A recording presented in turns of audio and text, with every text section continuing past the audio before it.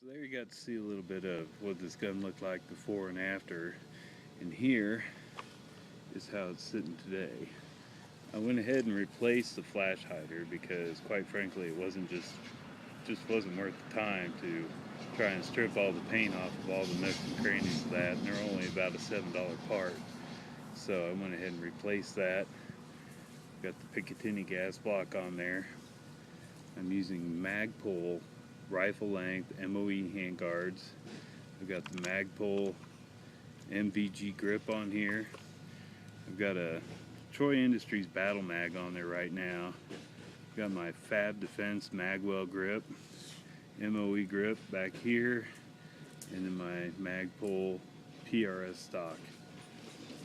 For optics, I'm running a Millet 3 MOA red dot sight on a Burris perfect eye placement mount, and I'm running a Sightmark 7 power magnifier on the top with a flip to side mount. So we'll go over a couple things here. First thing I wanted to cover was this Magpul MVG. First off, you've seen there's a lot of Magpul parts on my gun, and I love Magpul parts because I think that you get a really high quality part out of a low cost, at a low cost, a low price point. You know, when you look at these grips, you can spend a fortune on grips. This particular one was a little over 18 bucks. Now, with that being said, this grip is not my favorite grip. The only thing I don't like about this grip is that it attaches from inside of the handguard with a long screw that goes up through here and a little shim plate on the inside that locks it into place. And the reason I don't like that is sometimes I like to run my front grips and sometimes I don't. And in order for me to take this off, I got to take the whole handguard off rather than just loosening 2 screws and being able to slide it off the Picatinny rail. Sometimes I like to use this Mako Fab Defense Magwell grip, and I think that, you know, it's a natural point for someone to grab right in front of the magwell, and I think it works really well. And I've got one on both the ARs that I run. You know, it was a $20 option I picked up at a local store here called Scope Stop, and you can check them out there at scopestop.com. They've got a lot of great stuff at a lot of great prices. It's where I get a lot of my AR parts. The last thing I wanted to talk about on here was this PRS stock. You know, the PRS stock gives you a lot of options. It allows you to adjust for length of pull and allows you to adjust for your cheek weld, but this is not a cheap option. You know, part of our philosophy here in the Tactical Minuteman is we're trying to keep things affordable, and sometimes I go out of that realm to get something for that second kind of cool that I just really like, and I really love these Magpul PRS stocks. I've got them on both of my ARs, and I just find that for my philosophy of use on what I do with my ARs, they work the best. So if we move on, I'm going to do a separate review on this Millet red dot sight. This sight is a $65 3 MOA red dot, and I don't have any complaints about it. I've got EOTech sights, and I've used high-end EOTechs and aim points and different things, and for the everyday working guy like myself and so many of you out there, this Millet sight is just a great option. That 3 MOA dot is just about the right size for anything you want to shoot at, and they come with 1-inch rings to mount on there. I chose to put it on this perfect eye placement Burris mount. I think the sweep forward gets it out of the way for using, like the magnifiers on the back. It's not too far forward when you take the magnifier off and you're using it by itself, and I think the mount and the sight combination is just a huge deal. It's very comfortable, very easy to use. It's not stressful on the eyes. It just is an all-around good sight. The magnifier I'm running on here is actually a Sightmark 7 power magnifier. Now I know there's a lot of guys out there that are going to tell you that you need to spend a lot of money on a magnifier.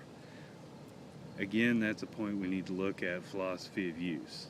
In the philosophy of use I have for a tactical Minuteman situation, we're going to be looking at shooting at silhouette-sized targets, where you're looking at outlines of a humanoid target.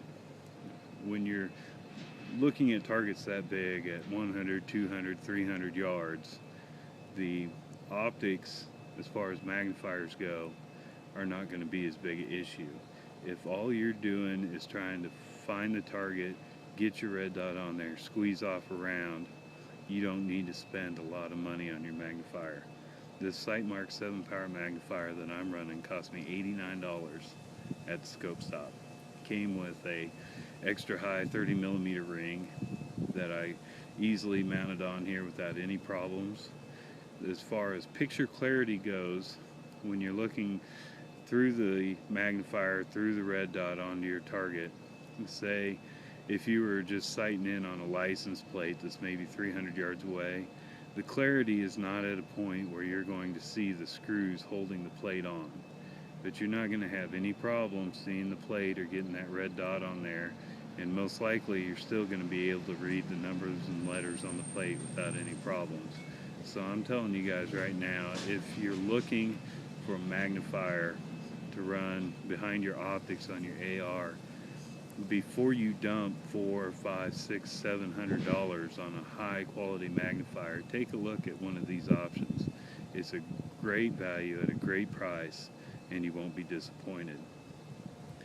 Now, the flip to side mount that I have on here is not a Sightmark mount. I looked at the Sightmark slide to side mounts and read all the reviews on them, and from what I can tell, people don't really care for them all that much. They said that they were loose and sloppy and they couldn't get return to zero position very well on them.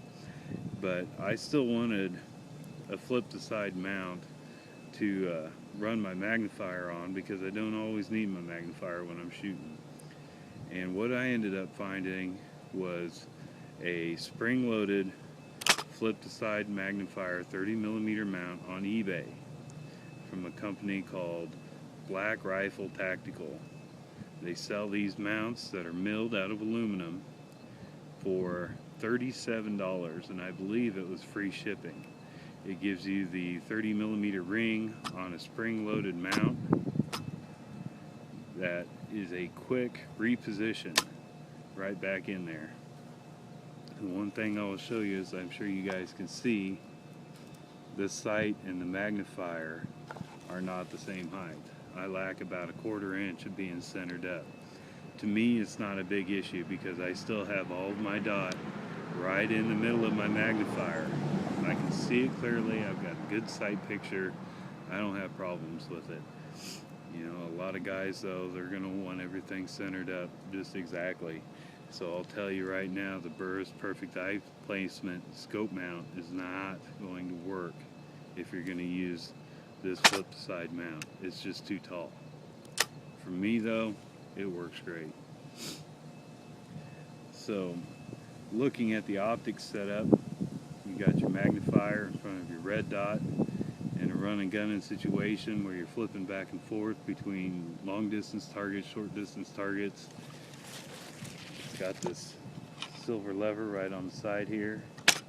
Pull that, flips the sight out of the way, push it right back into spot, locks into place. The one thing I will tell you with this mount, when it comes from Black Rifle Tactical, it's loose. There's a screw right down here on the side that needs to be tightened up, not over torqued, but just tightened. And there's a screw right up here to that adjusts the windage on the magnifier. Once you get your windage set, there's a lock nut, and this nut needs to be tightened down so it doesn't move. Once you get those two screws tightened up, you won't have any problems with this magnifier returning to zero.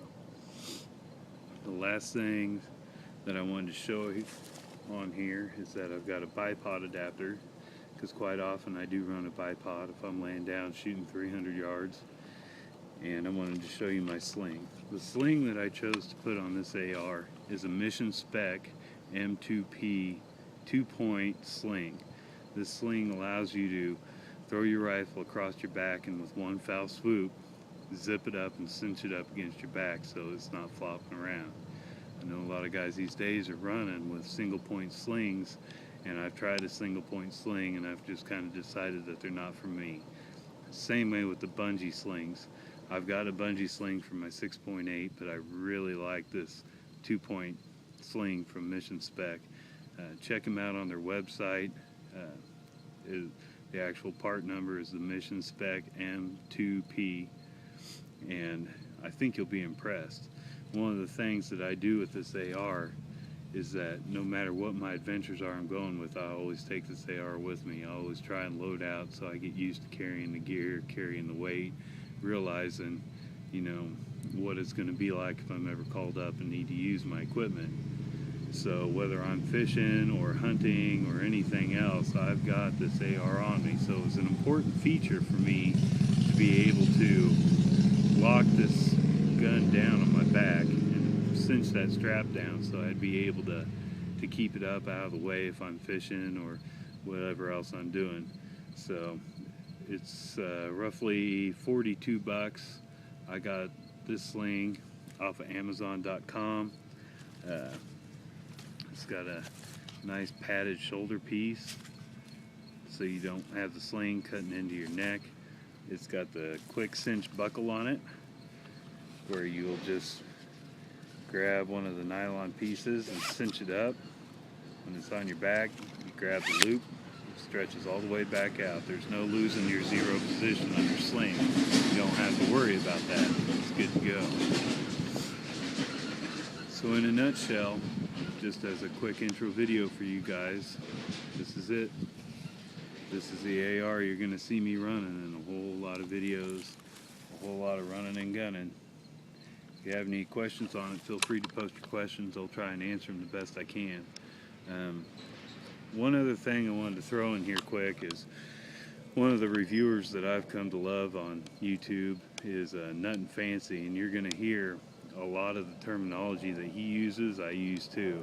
And I do that for two reasons. One, I think the terminology, a lot of what he's coined makes a lot of sense, for one.